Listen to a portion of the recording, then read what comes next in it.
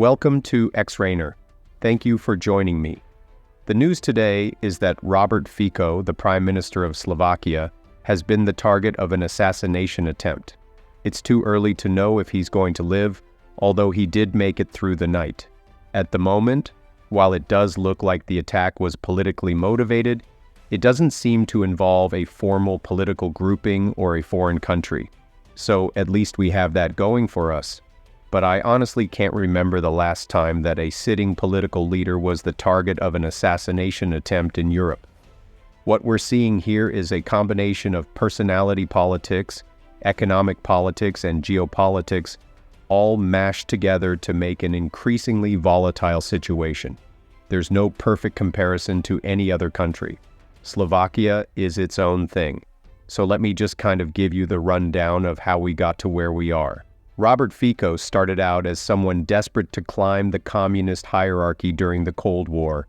However, just as he completed his training, the Cold War ended, and he found himself navigating a new system.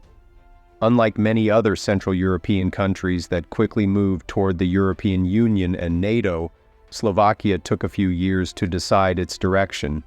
This hesitation stemmed from Slovakia's history as part of Czechoslovakia. When the Czechs and Slovaks had their velvet divorce in 1993, Slovakia, considered the poorer part of the former federation, was left somewhat adrift. Many people in rural Slovakia were upset by the separation because their region, which had leaned toward a form of socialism similar to Venezuela's, with a lot of cronyism and corruption, was economically depressed.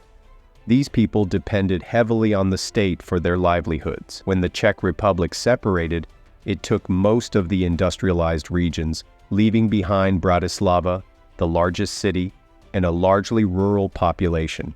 Slovakia is now one of the most rural countries in Europe, with about half the population living in small towns or on farms. This created a significant urban-rural split. Urbanites were eager to follow the Czechs and other Central European nations into NATO and EU structures to join modern Europe.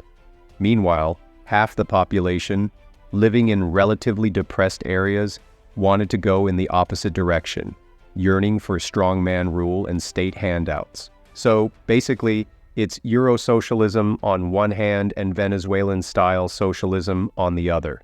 Into this scenario steps Robert Fico. Much like in the United States, where rural folks who are angry, regardless of the reason, can become a potent political force, Slovakia's rural population, comprising close to half the country, unlike the smaller proportion in the US, holds significant sway. The kind of vitriol seen in US politics over the last 5 years has been present in Slovakian politics for the past 35 years, and Fico has continually ridden that wave. This doesn't mean the Europeanists in Slovakia have been exemplary either.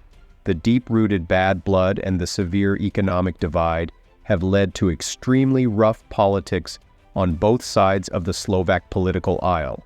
It's akin to having morally dubious figures like Lauren Boebert as the media personalities for both factions, creating a culture of political violence that has now culminated in an attempt on the Prime Minister's life. Currently, it appears there is no foreign intervention in this incident. If that changes, I will provide an update in a different video. Let us know your thoughts in the comments section below. Like and subscribe to the channel. Thank you for watching.